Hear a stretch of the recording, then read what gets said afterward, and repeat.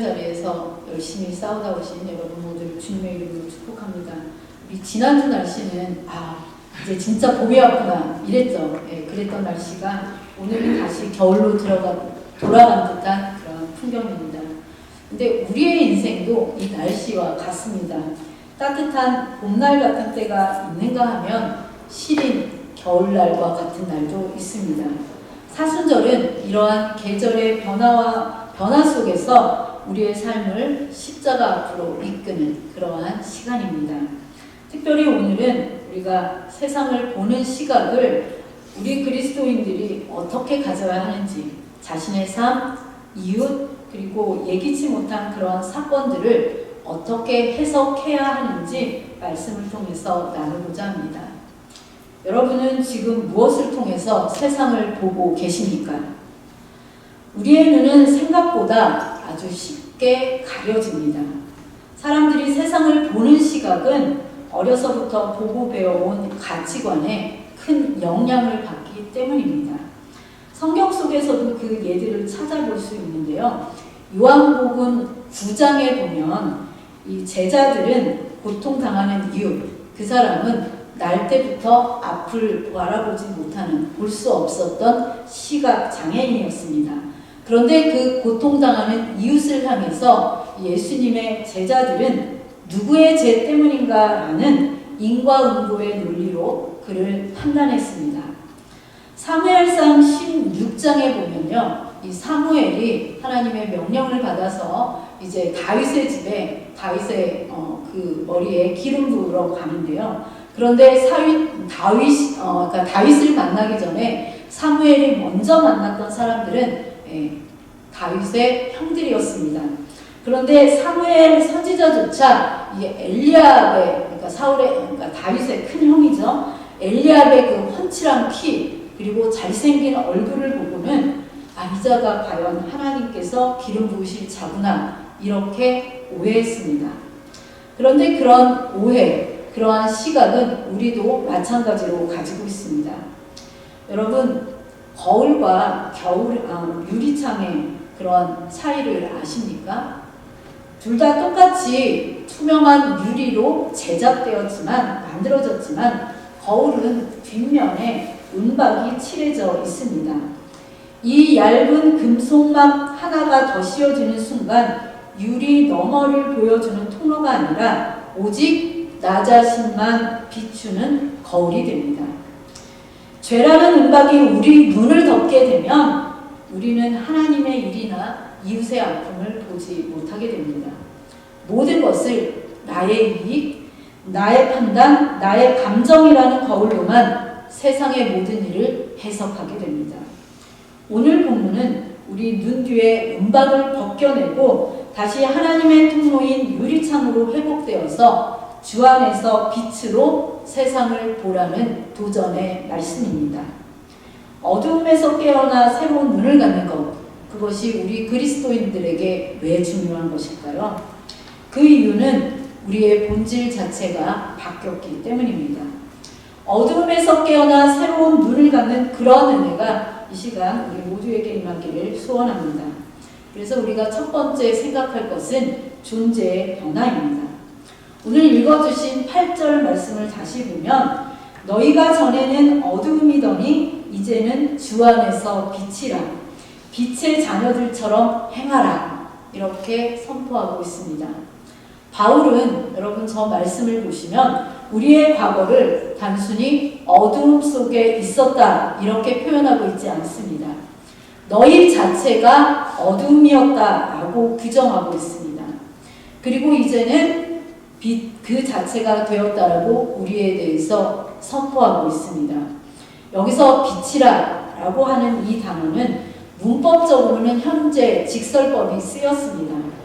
이것은 빛이 될 것이다 라는 미래형이나 빛이 되어라 라는 명령형이 아닙니다. 우리 모두가 예수 그리스도를 우리 마음에 영접하는 그 순간 우리의 본질이 이미 빛으로 확정되었다라는 선포입니다. 예수님께서도 마태복음 5장 14절에서요 이렇게 선포하셨습니다. 우리 마태복음 5장 14절 말씀은 함께 읽겠습니다. 시작. 너희는 세상의 빛이라. 사계에 있는 동네가 숨겨지지 못할 것이요. 예, 우리는 이미 빛입니다. 그러므로 그리스도가 이미 우리가 바라보는 대상을 넘어서 세상을 해석하는 렌즈 그 자체가 되었다는 말씀입니다. 이렇게 우리의 존재가 변화되었습니다. 우리 존재가 바뀌었다라고 하면 우리가 세상을 바라보는, 세상을 대하는 그 작동 방식도 바뀌어야 합니다. 어떻게 바뀌어야 할까요? 먼저 생존의 모드에서 사명의 모드로 전환되어야 합니다. 우리 모두가 전에는 말씀대로 어둠이었기에 어둠 속에서는 앞이 보이지 않습니다. 그러니까 그곳에서는 무조건 생존이 중요합니다. 그래서 오직 나의 생존이 목적이 되었습니다. 그래서 남보다 더 많이 가져야 안전한 것 같고 나를 보호하기 위해서 타인을 경계하며 살았던 삶이 바로 어둠의 삶이었습니다. 그러나 이제 우리가 주 안에서 빛이 되었기 때문에 결말을 알 수 있는 존재가 되었습니다. 그래서 더 이상 생존을 위해서 전전긍긍하지 않을 수 있게 된 것입니다. 이제는 내가 어떻게 살아남을까? 이것이 아니라 나를 통해서 하나님의 빛이 어떻게 비춰질까라는 이러한 사명을 질문하며 사는 존재가 되었다라는 말씀입니다. 또 우리는 어떻게 바뀌어야 할까요? 비교의 눈에서 축복의 눈으로 우리가 바라보는 시선이 바뀌어야 합니다. 여러분, 빛이 없을 때는 물체의 윤곽이나 크기만 보입니다. 그래서 끊임없이 남의 외모, 재력, 배경을 나와 비교하면서 우월감을 가질 때도 있고 때로는 열등감에 빠질 때도 있었습니다. 그러나 빛이 임하게 되면 색깔과 가치가 보이기 시작합니다. 그래서 이웃이, 타인이 경쟁자가 아닌 하나님이 각기 다른 색채로 빚으신 걸작품으로 보이기 시작합니다.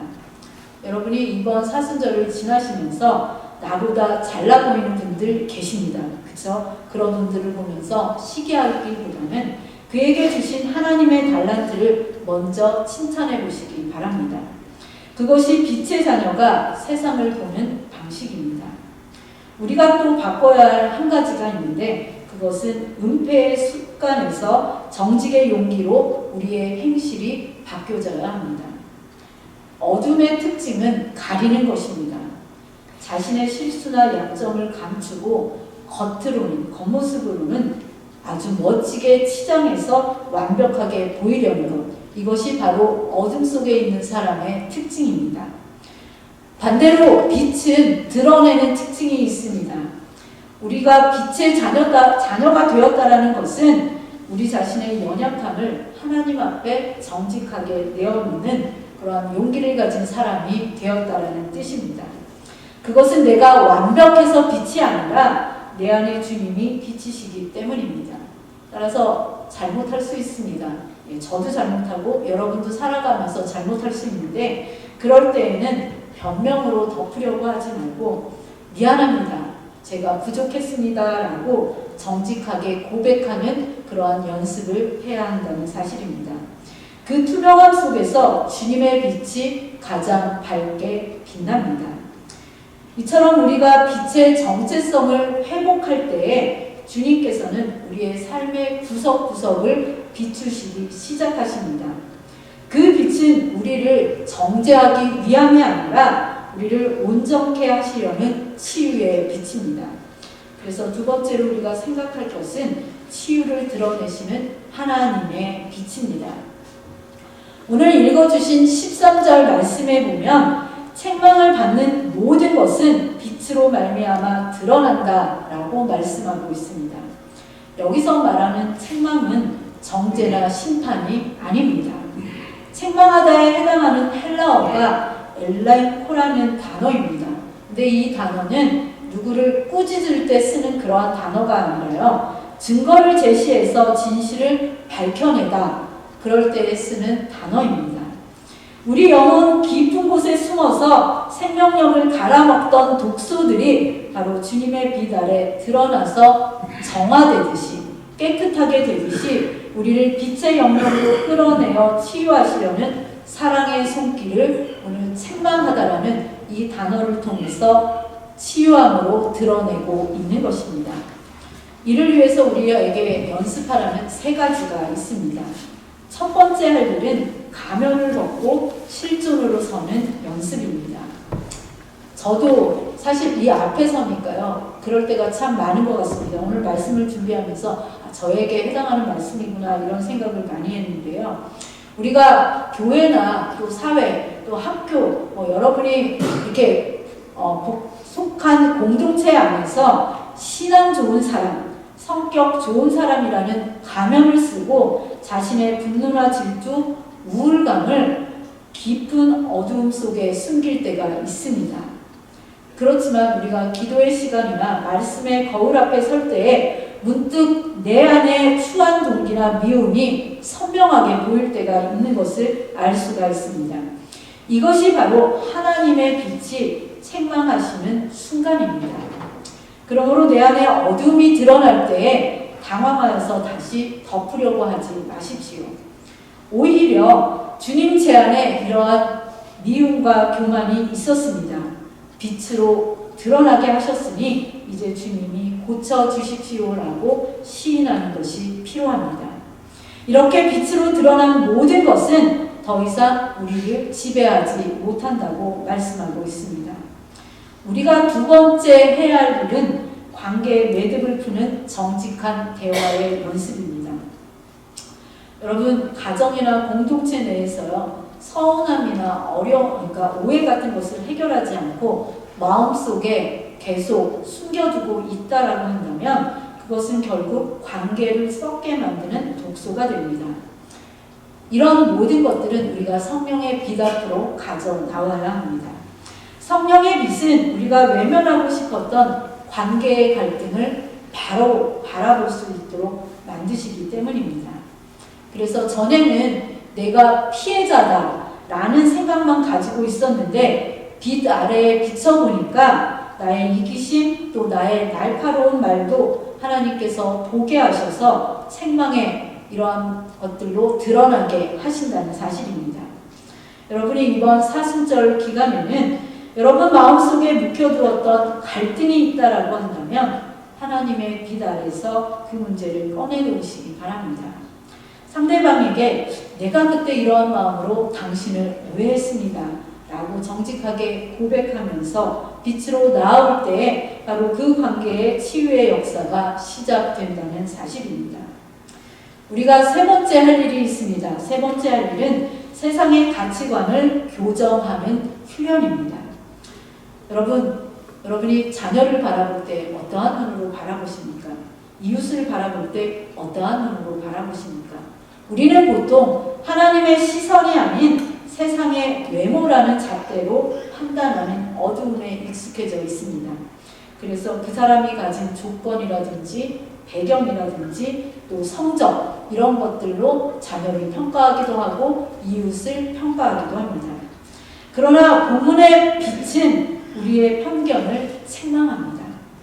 사무엘이 엘리압의 잘생긴 외모를 보고 오해했을 때 하나님께서 그의 시선을 교정해 주셨던 것처럼 우리의 세속적인 가치관을 폭로하셔서 우리의 시선을 교정시켜 주십니다. 그러므로 우리가 자녀나 성도들을 바라볼 때 왜 이것밖에 못할까라는 정죄의 마음이 들 수 있습니다. 그럴 때는 그것이 나의 어두운 시각임을 인정하는 것이 필요합니다. 그리고 주님께 기도해야 합니다. 주님, 제 눈에 비닐을 벗겨주셔서 주님이 보시는 그 사람의 중심을 볼 수 있도록 도와주십시오. 이렇게 내 판단이 멈추는 그곳에서 하나님의 치유가 시작되기 시작합니다. 여러분, 수술실에 가면 수술실의 빛이 환부를 환하게 비치는 그러한 장면들을 드라마 속에서, TV 속에서 보신 적이 있을 것입니다. 그렇게 수술실의 빛이 환부를 환하게 비치는 이유는 환자를 부끄럽게 하려는 것이 아니라 숨어있는 병균을 정확하게 찾아내서 제거하기 위함입니다. 이렇게 하나님의 빛이 우리의 아픈 곳을 비추고 있다라고 한다면 그것은 주님이 지금 우리를 수술대에 올리시고 고치시기 시작했다는 소망의 증거입니다. 이렇게 빛으로 치유받은 사람은 이제 자신의 아픔마저 다른 시각으로 보기 시작합니다. 바로 상처를 치유의 도구로 사용하는 상처 입은 치유자가 되는 것입니다. 그래서 우리가 세 번째 생각할 것은 상처 입은 치유자입니다. 헨리 나우엔이라는 분이 계셨습니다. 이분은 고난을 하나님의 영광을 드러낼 기회로 이렇게 보았습니다. 저희 집에 헨리 나우엔의 상처 입은 치유자라는 책이 있는데요. 혹시 원하시는 분은 말씀하시면 읽을 수 있도록 빌려드리겠습니다. 제자들이 이 시각 장애인을 보고 던진 질문, 누구의 죄 때문입니까? 라는 이 질문은 과거 지향적이고 정제적인 질문이었습니다. 이 질문에 대해서 예수님께서는 하나님이 하시는 일을 나타내고자 하심이라고 말씀하시므로 미래지향적이고 목적론적 시각으로 우리의 시선을 바꾸라고 말씀하고 계십니다. 그러면 어떻게 해야 바꿀 수 있겠습니까? 첫 번째 해야 할 일은 나의 상처를 약점에서 공감의 통로로 바꾸는 것입니다. 우리는 흔히 이 과거의 실패라든지 질병 혹은 자녀의 아픔과 같은 상처를 감추어야 할 수치나 하나님께 벌을 받은 증거로 여길 때가 많습니다. 그래서 아프게 되면, 특별히 그리스도인들은요, 이게 아프게 되면 이게 하나님께 벌 받은 거라고 숨기는 경우가 종종 있는데 그러지 마십시오. 헨리 나우엔은 말하기를 자신의 상처를 돌볼 줄 아는 사람만이 타인을 치유할 수 있다라고 했습니다. 이때의 상처는 더 이상 부끄러운 흉터가 아니라 나와 같은 아픔을 겪는 이들의 마음을 여는 황금의 열쇠가 됩니다. 여러분이 겪었던 고난과 유사한 어려움을 겪는 이웃을 만날 수 있습니다. 그러한 이웃을 만난다고 한다면 거창한 말로 위로하지 않아도 됩니다. 저도 그 아픔을 압니다. 저도 그 길을 걸어왔습니다. 라는 이 한마디로 위로해 보십시오. 그때 여러분의 그 상처는 타인을 살리는 치유의 약재로 쓰일 것입니다. 두 번째 우리가 생각할 것은 고난 앞에서 왜가 아닌 어떻게를 질문하는 것입니다. 우리에게 감당하기 힘든 그러한 고난을 만나게 되면 하나님, 왜 나에게 이런 일이 일어났습니까? 왜 나입니까? 라는 질문을 하면서 과거 원인을 캐묻습니다. 이것은 종종 우리를 자책이나 원망의 어두움으로 몰아넣게 됩니다. 그러나 예수님께서는요, 날 때부터 시각장애인 된 분을 보면서 이야기하기를 원인을 따지지 않으셨고요. 이를 통해서 어떻게 하나님의 영광을 드러낼지에 주목하셨습니다. 우리도 지금 겪고 있는 어려운 상황들 있습니다. 그 상황 앞에서 질문을 바꿔보시기 바랍니다. 하나님, 이 깨어진 상황을 통해 주님은 어떻게 하나님의 선하심을 나타내시겠습니까? 제가 이 고난의 터널 끝에서 어떤 빛을 보게 하시겠습니까? 이렇게 질문을 바꿔보시기 바랍니다. 질문이 바뀌면 고난은 심판이 아니라 하나님의 전시관이 됩니다. 세 번째 우리가 할 일은 가정이나 공동체의 약점을 사역의 현장으로 보는 것입니다. 교회나 가정 안에서 누군가의 부족함이나 공동체의 결핍이 보일 때가 있습니다. 그럴 때 우리는 쉽게 저 사람은 왜 저럴까? 우리 교회는 왜 이럴까? 라면서 비판의 눈으로 바라보기 쉽습니다. 그럴 때 빛의 자녀인 우리들은 결핍을 비판의 근거로 삼는 것이 아니라 하나님의 능력이 머물 빈자리로 바라보는 것입니다.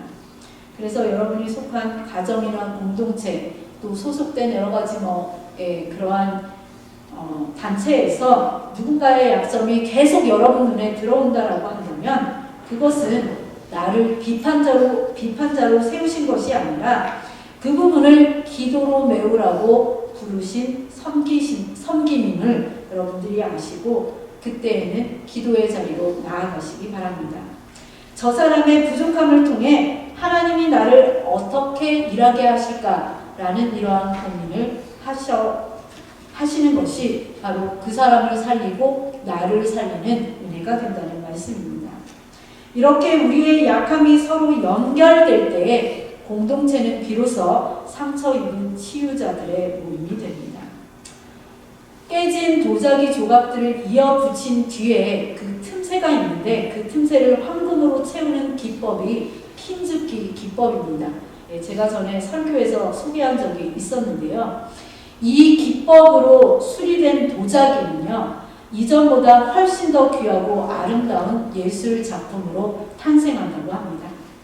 하나님께서는 우리의 깨진 삶의 조각들을 절대로 버리시는 분이 아니십니다.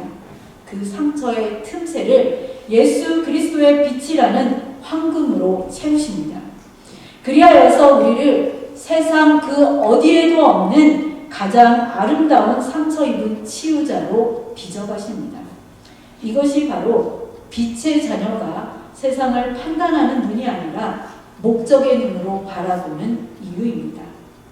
그렇다면 이 아름다운 변화를 우리의 일상에서 어떻게 구체적으로 증명해낼 수 있을까요? 바울은 우리에게 오늘 삶의 현장에서 직접 실험해보라고 권면하고 있습니다. 그래서 네 번째 우리가 할 일은 빛의 열매를 맺는 거룩한 실험입니다. 9절 말씀에 보면 빛의 열매가 세 가지라고 소개하는데요. 착함과 의로움과 진실함이라고 말씀하고 있습니다. 그런데 이러한 빛의 열매는 우리가 가만히 앉아있을 때 저절로 맺히는 열매가 아닙니다. 오늘 10절 말씀에 보면 주를 기쁘시게 할 것이 무엇인가 시험하여 보라라고 명령하고 있습니다. 이것은 권면이 아니라 명령의 말로 쓰여졌습니다. 이 시험에 해당하는 단어가 도키마존테스라는 헬라어 단어가 쓰여졌습니다. 근데 이 시험하다라는 도키마존테스라는 단어는 그냥 시험 보듯이 그렇게 시험하는 단어가 아니라 진짜인지 확인하기 위해서 용광로에 넣어보는 실전 테스트입니다. 그래서 우리의 신앙은 관념, 우리의 머리로만 알고 있는 것이 아니라 우리가 삶 속에서 실험하는 임상실험이라고 표현할 수 있을 것입니다. 우리는 세 가지 도구를 사용해서 실험해 보아야 합니다. 도키마존테스의 세 가지 도구가 착함, 의로움, 진실함입니다. 이렇게 빛의 열매는 성령의 조명 아래에서 우리가 거룩한 실험을 반복할 때 자연스럽게 맺혀지는 결과물인데요. 그 첫 번째 실험할 것이 착함입니다. 착함은 헬라어 단어가 아가도스네라는 단어가 쓰였습니다. 이 단어는 비난 대신 격려하라는 뜻입니다. 그래서 비난 대신 격려의 에너지를 주입하는 것입니다. 우리 인간의 본성은 나를 공격하는 자들에게 똑같이 하면 다행인데요. 그보다도 훨씬 더 그 사람에게 돌려주고 싶어하는 복수의 마음이 우리 인간의 본성입니다. 하지만 빛의 자녀라고 한다면 그렇게 복수하고 싶은 그 마음에 한 번 더 격려함, 한 번 더 착함이라는 그러한 에너지를 주입해 보는 것입니다. 여러분이 그래서 이번 사순절 기간 동안은 공동체에서 또 직장에서 가장 까탈스러운 분들에게 비난 대신 그동안 고생 많으셨습니다 라고 하면서 칭찬의 말 한마디를 해보시기 바랍니다. 이렇게 격려의 말, 칭찬의 말 한마디를 건네보시고 그 분위기가 어떻게 되는지 관찰해 보시기 바랍니다. 두 번째 해야 할 실험은 의로움입니다. 이 의로움은 디카이 오스네라는 헬라어 단어가 사용되었는데요. 이것은 이익 대신 공의의 저울질을 하는 것입니다. 세상에서는 이익이 되는 것이 정답이라고 우리에게 가르칩니다. 하지만 우리 하나님의 사람들, 빛의 자녀는 하나님의 공의라는 저울을 꺼내 들어야 합니다. 우리 성도들은 당장 나에게 손해가 오더라도요, 정직한 방법을 선택하는 사람들입니다. 그래서 성도로 살아가는 게 쉽지 않습니다. 그럼에도 세상의 계산법으로는 마이너스지만 하나님이 채우시는 영적 플러스가 어떻게 나타나는지 실험하는 것, 그것이 바로 의로움의 실험입니다. 이런 실험들을 여러분의 생활 속에서 해보시기 바랍니다. 세 번째 실험할 것은 진실함입니다. 이 진실함은 알레데이아라는 단어가 사용되었습니다. 이것은 외모가 아닌 중심을 관찰하는 실험입니다. 이 도키마존테스라는 단어의 의미처럼 겉포장이 아닌 그 안에 담긴 진실을 보는 실험입니다. 누군가를 판단하기 전에 그 사람의 화려한 배경 혹은 초라한 외모를 지우고 그 사람의 영혼을 바라보려고 애쓰는 것입니다. 주님이 그를 어떻게 사랑하시는지에 대해서 질문하며 바라볼 때에 이전에는 볼 수 없었던 진실이 보이기 시작할 것입니다. 이렇게 우리가 세상이라는 실험실에서 말씀대로 살아볼 때에 여러분은 비로소 깨닫게 될 것입니다. 아, 진짜 하나님이 기뻐하시는 길에 생명이 있구나. 이런 것들을 몸소 깨닫게 될 것입니다. 그런데 우리가 이러한 빛의 열매를 맺기 위해서 해야 하는 일이 있습니다. 그것은 바로 잠에서 깨어나는 결단입니다. 오늘 앞에서 말씀드린 이 모든 실험은 잠자는 자에게는 불가능하다고 오늘 14절 말씀이 이야기하고 있습니다. 죽은 자들 가운데서 일어나서 그리스도의 빛을 받은 사람들만이 이 실험을 할 수 있는 자격이 있습니다. 사랑하는 드림가족 여러분, 이제 영적인 게으름의 잠에서 깨어나야 합니다. 여러분의 가정, 여러분의 일터, 또 가고 있는 마트, 여러분이 앉아서 운전하는 그 운전석, 바로 그곳이 하나님의 기쁨을 증명해낼 수 있는 거룩한 실험실입니다. 실패를 두려워하지 마십시오. 우리가 말씀대로 살아보려 애쓰는 그 모든 과정이 이미 빛의 열매를 맺어가는 거룩한 과정입니다.